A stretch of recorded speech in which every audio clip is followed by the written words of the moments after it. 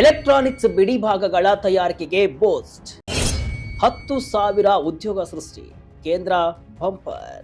ವೀಕ್ಷಕರೇ, ನೀವು ಬಳಸುವ ಮೊಬೈಲ್, ಲ್ಯಾಪ್ಟಾಪ್ ಅಥವಾ ಎಲೆಕ್ಟ್ರಿಕ್ ಕಾರುಗಳ ಒಳಗಿರುವಂತಹ ಬಿಡಿ ಭಾಗಗಳ ಮೇಲೆ ಮೇಡ್ ಇನ್ ಚೀನಾ ಅಥವಾ ಮೇಡ್ ಇನ್ ತೈವಾನ್ ಅಂತ ಬರೆದಿರುವುದನ್ನ ನೀವು ಖಂಡಿತ ನೋಡಿರ್ತೀರಿ. ಆದ್ರೆ ಇನ್ನು ಮುಂದೆ ಆ ಪರಿಸ್ಥಿತಿ ಸಂಪೂರ್ಣವಾಗಿ ಬದಲಾಗಲಿದೆ. ಯಾಕಂದ್ರೆ ಭಾರತ ಸರ್ಕಾರವು ಎಲೆಕ್ಟ್ರಾನಿಕ್ಸ್ ಕ್ಷೇತ್ರದಲ್ಲಿ ಜಗತ್ತೇ ತಿರುಗಿ ನೋಡುವಂತಹ ಬೃಹತ್ ಹೆಜ್ಜೆಯೊಂದನ್ನ ಇಟ್ಟಿದೆ. ಇನ್ನು ಮುಂದೆ ಎಲೆಕ್ಟ್ರಾನಿಕ್ಸ್ ಬಿಡಿ ಭಾಗಗಳು ನಮ್ಮ ದೇಶದಲ್ಲೇ ತಯಾರಾಗಲಿವೆ. ಈ ಮೂಲಕ ಚೀನಾಗೆ ಸೆಡ್ಡು ಹೊಡೆಯಲು ಭಾರತ ಸೂಪರ್ ರಣತಂತ್ರವನ್ನ ಹೆಣೆದಿದೆ.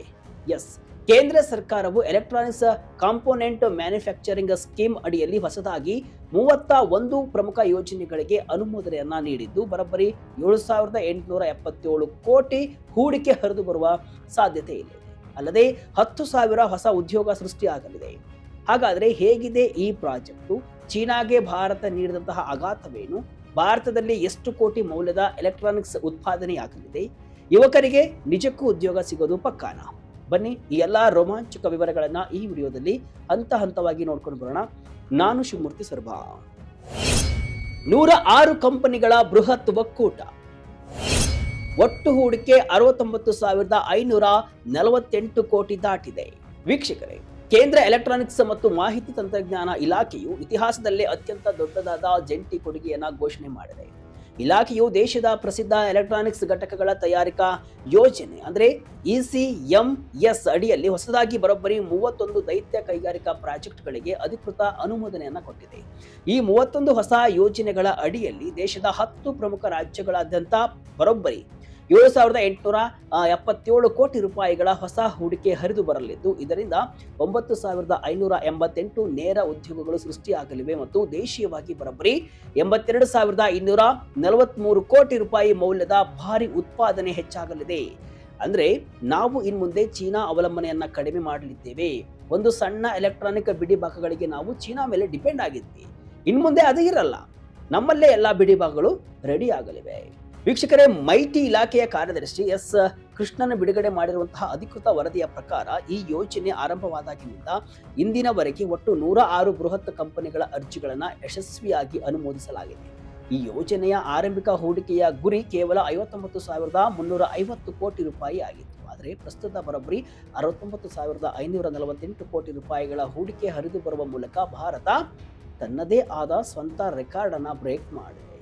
ಈ ಯೋಜನೆಯ ಅಡಿಯಲ್ಲಿ ನಿರೀಕ್ಷಿತ ಉತ್ಪಾದನಾ ಮೌಲ್ಯ ಬರೋಬ್ಬರಿ 5.34 ಲಕ್ಷ ಕೋಟಿ ರೂಪಾಯಿಗಳಾಗಿದ್ದು, ಇದು ದೇಶದ ಒಟ್ಟು GDPಗೆ ಭಾರಿ ದೊಡ್ಡ ಬಲವನ್ನು ಕೊಟ್ಟಿದೆ.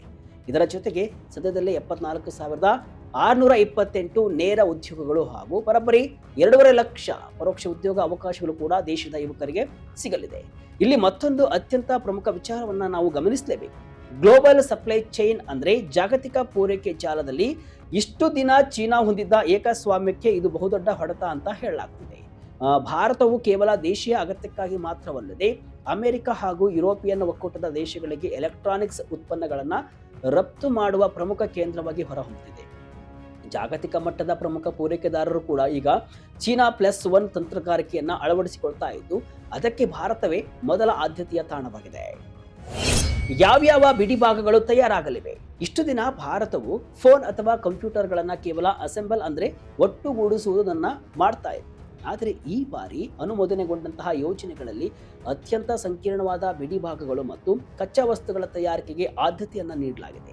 ಈ ಹೊಸ ಯೋಜನೆಯಡಿ ತಯಾರಾಗಲಿರುವಂತಹ ಪ್ರಮುಖ ಉತ್ಪನ್ನಗಳಂದ್ರೆ ಕ್ಯಾಮೆರಾ ಮತ್ತು ಡಿಸ್ಪ್ಲೇ ಮಾಡ್ಯೂಲ್ಗಳು, ಅಪರೂಪದ ಭೂಮಿಯ ಕಾಯಂ ಕಾಂತಗಳು, ಆಪ್ಟಿಕಲ್ ಟ್ರಾನ್ಸ್ಸಿವರ್ಗಳು, ಸ್ಪೀಕರ್ಗಳು, ಮೈಕ್ರೋಫೋನ್ಗಳು, ಆಂಟೆನಾಗಳು, ಕ್ಯಾಪಾಸಿಟರ್ಗಳು ಮತ್ತು ಫಿಲ್ಟರ್ಗಳು, ಅಸಿಟಿಲಿನ್ ಬ್ಲ್ಯಾಕ್, ಎಲೆಕ್ಟ್ರೋಲೈಟ್ ಅಡಿಟಿವ್ ಮತ್ತು ಹರ್ಮೆಟಿಕ್ ಟರ್ಮಿನಲ್ಗಳು. ವಿಶೇಷವೇನೆಂದರೆ ಪ್ರಸಿದ್ಧ ವಿಪ್ರೋ ಗ್ಲೋಬಲ್ ಸಂಸ್ಥೆಯು ಕಾಪರ್ ಕ್ಲಾಡ್ ಲ್ಯಾಮಿನೇಟ್ಸ್ ಉತ್ಪಾದನೆಗಾಗಿ ಹೆಚ್ಚುವರಿಯಾಗಿ 1,033 ಕೋಟಿ ಹೂಡಿಕೆಯನ್ನ ಮಾಡಲು ಮುಂದಾಗಿದೆ. ಅಷ್ಟೇ ಅಲ್ಲದೆ ಪ್ರಥಮ ಬಾರಿಗೆ ಕ್ಯಾಪಿಟಲ್ ಇಕ್ವಿಪ್ಮೆಂಟ್ ಅಂದ್ರೆ ಈ ಬಿಡಿ ಭಾಗಗಳನ್ನು ತಯಾರಿಸುವಂತಹ ಯಂತ್ರೋಪಕರಣಗಳನ್ನೇ ಭಾರತದಲ್ಲಿ ಉತ್ಪಾದಿಸಲು 3 ಕಂಪನಿಗಳಿಗೆ ಅನುಮೋದನೆಯನ್ನು ಕೊಡಲಾಗಿದೆ. ಇದರೊಂದಿಗೆ ಅರೆವಾಹಕ ವಲಯದ ಬೆಂಬಲಿತ ಎಲೆಕ್ಟ್ರಾನಿಕ್ಸ್ ಘಟಕಗಳ ಮೇಲೆ ಸರ್ಕಾರ ವಿಶೇಷ ಗಮನವನ್ನು ಹರಿಸಿದೆ. ಮಲ್ಟಿ ಲೇಯರ್ ಪ್ರಿಂಟೆಡ್ ಸರ್ಕ್ಯೂಟ್ ಬೋರ್ಡ್ಗಳು ಮತ್ತು ಸೆನ್ಸರ್ಗಳ ಉತ್ಪಾದನೆಯಲ್ಲಿ ಭಾರತವು ಸ್ವಾವಲಂಬನೆ ಸಾಧಿಸಲು ಈ ಹೊಸ ಪ್ಲಾಂಟ್ಗಳು ಸಹಾಯವನ್ನು ಮಾಡಿವೆ.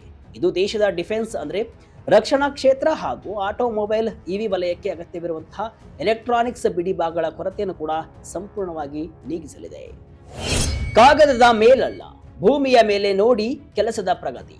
ವೀಕ್ಷಕರೇ, ಕೇಂದ್ರ ಐಟಿ ಮತ್ತು ರೈಲ್ವೆ ಸಚಿವ ಅಶ್ವಿನಿ ವೈಷ್ಣವ್ ಅವರು ಸುದ್ದಿಗೋಷ್ಠಿಯಲ್ಲಿ ಮಾತನಾಡ್ತಾ, ಇದು ಕೇವಲ ಕಾಗದದ ಮೇಲೆ ಯೋಜನೆಗಳಿಗೆ ಒಪ್ಪಿಗೆಯನ್ನ ನೀಡುವುದಲ್ಲ, ಬದಲಿಗೆ ಭೂಮಿಯ ಮೇಲೆ ಎಷ್ಟು ಕೆಲಸದ ಪ್ರಗತಿಯಾಗಿದೆ ಎಂಬುದನ್ನು ನಿರಂತರವಾಗಿ ಪರಿಶೀಲಿಸ್ತಾ ಇದ್ದೇವೆ.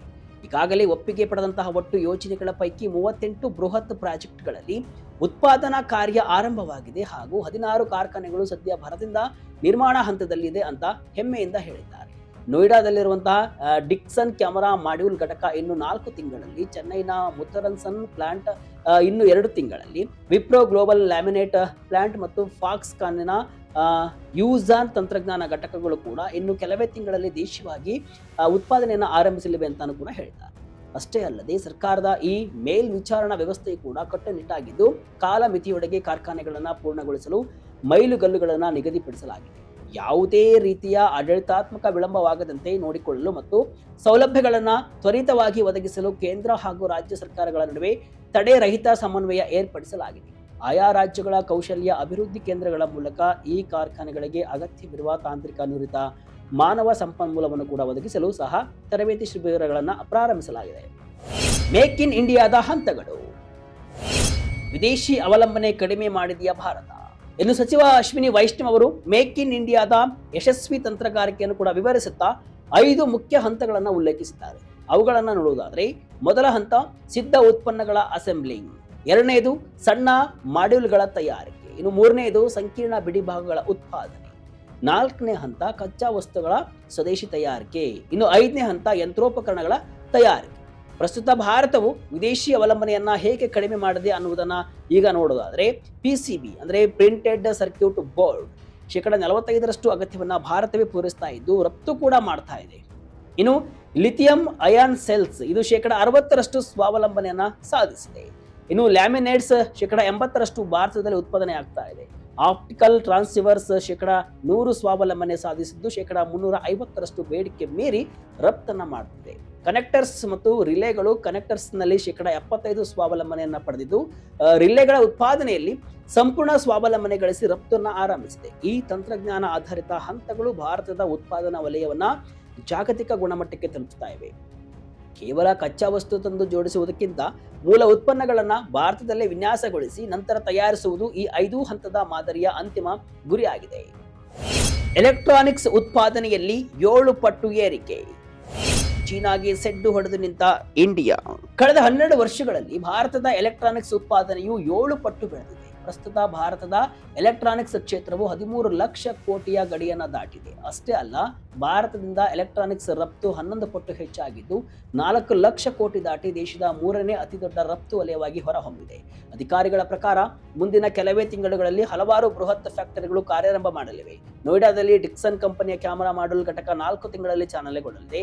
ನೆಕ್ಸ್ಟ್ ಚೆನ್ನೈ ಬಳಿ ಮದರಸನ್ ಕಂಪನಿಯ ಎನ್ಕ್ಲೋಸರ್ ಪ್ಲಾಂಟ್ ಮತ್ತು ವಿಪ್ರೋದ ಲ್ಯಾಮಿನೇಟ್ ಘಟಕ 2 ರಿಂದ 3 ತಿಂಗಳಲ್ಲಿ ಸಿದ್ಧವಾಗಲಿದೆ. ಇನ್ನು ಫಾಕ್ಸ್ಕಾನ್ ಅಂಗಸಂಸ್ಥೆಯಾದ ಯೂಸಾನ್ ಟೆಕ್ನಾಲಜಿ 6 ತಿಂಗಳಲ್ಲಿ ಉತ್ಪಾದನೆಯನ್ನು ಆರಂಭಿಸಲಿದೆ. ಈ ಎಲ್ಲಾ ಯೋಜನೆಗಳು ದೇಶದ 15ಕ್ಕೂ ಹೆಚ್ಚು ರಾಜ್ಯಗಳಲ್ಲಿ ಹರಡಿದ್ದು ಇಡೀ ಭಾರತವನ್ನ ಜಾಗತಿಕ ಎಲೆಕ್ಟ್ರಾನಿಕ್ಸ್ ಹಬ್ ಆಗಿ ಪರಿವರ್ತಿಸುತ್ತಿವೆ. ಭಾರತವು ಈ ಹಂತದ ಯಶಸ್ಸು ಸಾಧಿಸಲು ಉತ್ಪಾದನೆ ಆಧಾರಿತ ಪ್ರೋತ್ಸಾಹಕ PLI ಯೋಜನೆಗಳು ಪ್ರಮುಖ ಕಾರಣವಾಗಿವೆ. ತಮಿಳುನಾಡು, ಕರ್ನಾಟಕ, ಉತ್ತರ ಪ್ರದೇಶ, ಗುಜರಾತ್ ಹಾಗೂ ತೆಲಂಗಾಣದಂತಹ ಪ್ರಮುಖ ರಾಜ್ಯಗಳಲ್ಲಿ ಹೈಟೆಕ್ ಎಲೆಕ್ಟ್ರಾನಿಕ್ಸ್ ಕ್ಲಸ್ಟರ್ಗಳು ಮತ್ತು SEZ ನಿರ್ಮಾಣವಾಗ್ತಿವೆ. ಇದು ಭಾರತದ ಆರ್ಥಿಕತೆಗೆ ಅಷ್ಟೇ ಅಲ್ಲದೆ ಜಾಗತಿಕ ಎಲೆಕ್ಟ್ರಾನಿಕ್ಸ್ ಮಾರುಕಟ್ಟೆಯಲ್ಲೂ ಕೂಡ ಚೀನಾದ ಹಿಡಿತವನ್ನು ತಪ್ಪಿಸಲು ಅತಿ ದೊಡ್ಡ ಅಸ್ತ್ರವಾಗಿದೆ. ಒಟ್ಟಿನಲ್ಲಿ ಭಾರತ ಸರ್ಕಾರವು ಎಲೆಕ್ಟ್ರಾನಿಕ್ಸ್ ವಲಯದಲ್ಲಿ ಕೇವಲ ಬಿಡಿ ಭಾಗಗಳನ್ನು ಒಗ್ಗೂಡಿಸುವ ಹಂತವನ್ನು ದಾಟಿ ಅವುಗಳನ್ನು ತಾನೇ ಉತ್ಪಾದಿಸುವ ಸ್ವಾವಲಂಬನೆಯತ್ತ ದಿಟ್ಟ ಹೆಜ್ಜೆ ಇಟ್ಟಿದೆ. ಈ ಹೊಸ ಯೋಜನೆಗಳ ಮೂಲಕ ಲಕ್ಷಾಂತರ ಉದ್ಯೋಗಗಳು ಸೃಷ್ಟಿಯಾಗ್ತಾ ಇರುವುದು ದೇಶದ ಯುವಶಕ್ತಿಗೆ ಸಿಕ್ಕಂತಹ ದೊಡ್ಡ ಬೂಸ್ಟ್ ಆಗಿದೆ. ಚೀನಾದಂತಹ ದೇಶಗಳ ಮೇಲಿನ ಅವಲಂಬನೆ ತಗ್ಗಿಸಿ ಮೇಡ್ ಇನ್ ಇಂಡಿಯಾ ಉತ್ಪಾದನೆಗಳನ್ನು ಜಗತ್ತಿನಾದ್ಯಂತ ರಫ್ತು ಮಾಡುವ ಭಾರತದ ಕನಸು ಈಗ ನನಸಾಗ್ತಾ ಇದೆ. ಬೃಹತ್ ಹೂಡಿಕೆ ಮತ್ತು ಅತ್ಯಾಧುನಿಕ ತಂತ್ರಜ್ಞಾನದೊಂದಿಗೆ ಭಾರತವು ಶೀಘ್ರದಲ್ಲೇ ಜಾಗತಿಕ ಎಲೆಕ್ಟ್ರಾನಿಕ್ಸ್ ಮಾರುಕಟ್ಟೆಯ ಸೂಪರ್ ಪವರ್ ಆಗಿ ಹೊರಹೊಮ್ಮುವುದರಲ್ಲಿ ಸಂಶಯವಿಲ್ಲ. ಇದು ಆತ್ಮನಿರ್ಭರ ಭಾರತದ ನಿರ್ಮಾಣದತ್ತ ಒಂದು ಮಹತ್ವದ ಮೈಲಿಗಲ್ಲು.